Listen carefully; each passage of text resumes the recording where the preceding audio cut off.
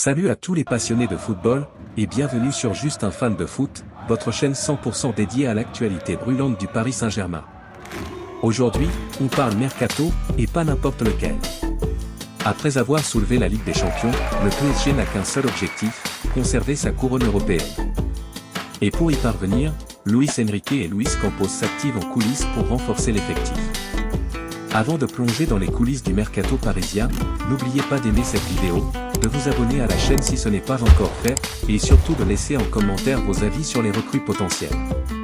Qui serait selon vous la meilleure pioche pour Paris cet été? Dites-le nous. Le Paris Saint-Germain a parfois connu des situations compliquées au sujet de la prolongation de certains cadres ces dernières années. Lorsqu'on fait référence à ce genre d'événement, on se remémore forcément le départ libre de Kylian Mbappé, qui avait refusé d'activer son année de prolongation en option. Cet été, le club de la capitale, pourtant vainqueur de la Ligue des Champions, est encore confronté à des négociations très relevées avec un cadre. Gianluigi Donnarumma, qui a montré toute l'étendue de son talent lors de l'énorme campagne européenne du Paris Saint-Germain cette saison, lui qui a réalisé de nombreux gros matchs. L'ancien gardien de l'AC Milan, actuellement âgé de 26 ans, semble entrer dans la forme de sa vie, et de nombreux clubs pourraient être tentés de l'attirer dans les prochaines semaines, puisque, pour le moment, son contrat expire dans un an. Il ne reste donc plus longtemps au PSG si le club veut le vendre.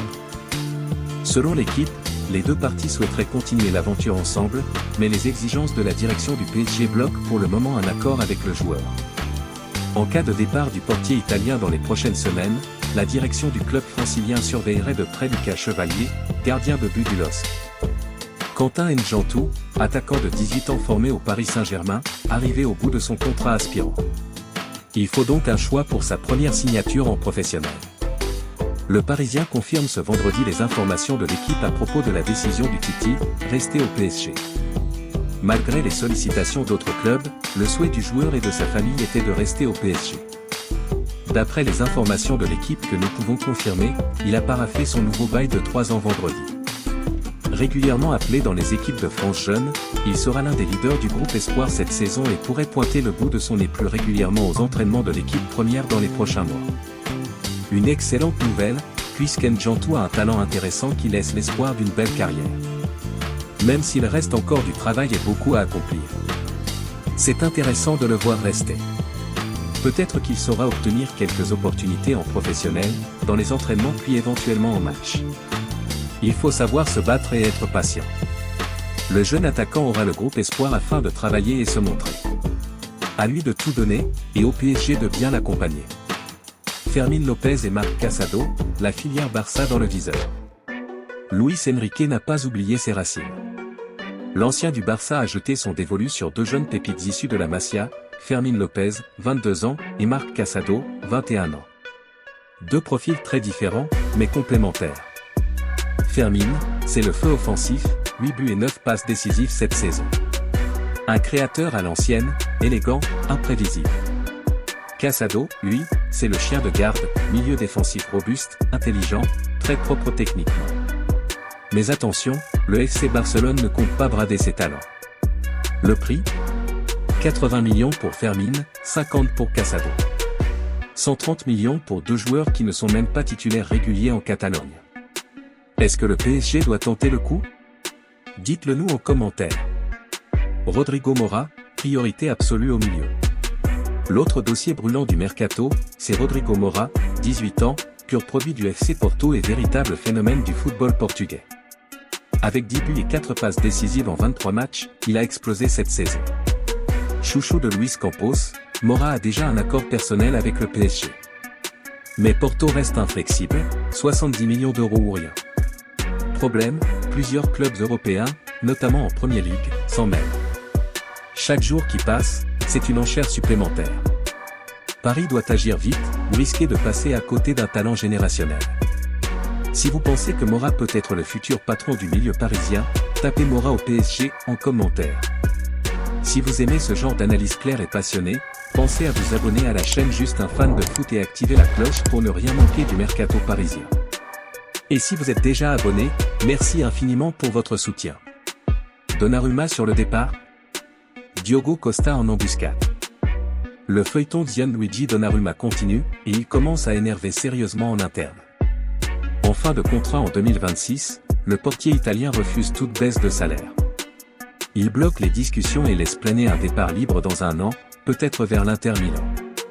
Résultat, Luis Campos active un plan B de luxe. Et ce plan B, c'est Diogo Costa, 25 ans, gardien du FC Porto et international portugais. Un profil complet, explosif sur sa ligne, excellent relanceur, et surtout, très constant au haut niveau. Mais attention, Manchester City est aussi sur le coup. Pep Guardiola le veut comme possible remplaçant d'Ederson et serait prêt à offrir 60 millions. Est-ce que Diogo Costa doit être le numéro 1 du PSG la saison prochaine? Dites-nous ce que vous en pensez.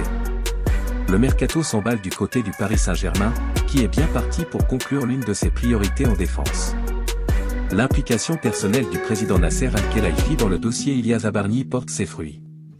Car selon les dernières informations de Nizar Kinsella, journaliste pour BBC Sport, un accord de principe avoisinant les 60 millions d'euros aurait été trouvé pour le transfert du défenseur central de Bournemouth.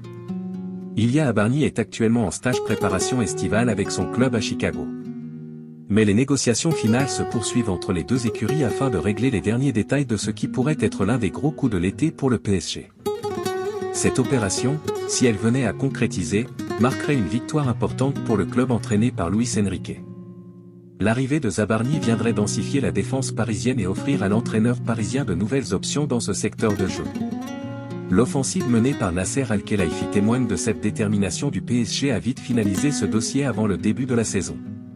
Côté Bournemouth, la succession de l'international ukrainien est déjà à l'ordre du jour. Bafodie Diakité du LOSC est la piste privilégiée pour remplacer Zabarnyi. Des alternatives dont celle menant à Josh Achampon, Chelsea FC, sont évoquées. Sauf que Chelsea, Newcastle et même Liverpool sont aussi en embuscade. Le PSG ne peut pas traîner.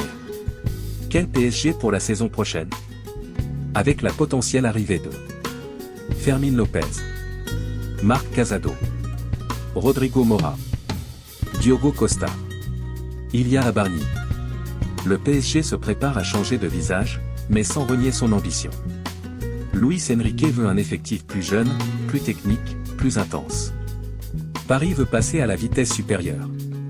Ce mercato peut marquer le début d'un nouveau cycle, plus cohérent, plus stable, et encore plus compétitif en Europe. Et vous, amis fans de foot, que pensez-vous de ce mercato estival? Quels joueurs doivent absolument rejoindre Paris selon vous? Faut-il casser la tirelire pour Mora, Diogo Costa ou Zabarnyi? Laissez vos pronostics et vos avis en commentaire. La reprise du Paris Saint-Germain ne se fera pas le lundi 4 août, comme indiqué précédemment. Elle a été décalée de 2 jours. En vacances officiellement depuis le dimanche 13 août et la finale de Coupe du Monde des clubs perdus face à Chelsea à New York, les Parisiens vont avoir 2 jours de congés supplémentaires. La reprise du club de la capitale, initialement prévue le lundi 4 août au campus Poissy, a été décalée et reportée au mercredi 6 août, d'après les informations de l'équipe. 2 jours de plus qui s'expliquent par des soucis de voyage à partir du 13 août. Certains joueurs du PSG n'auraient pas pu quitter New York pendant 2 jours en raison d'une météo capricieuse. Le PSG reprendra donc l'entraînement le mercredi 6 août, une semaine tout pile avant son premier match officiel de la saison, face à Tottenham en Supercoupe d'Europe. La rencontre est prévue à Udine, le mercredi 13 août.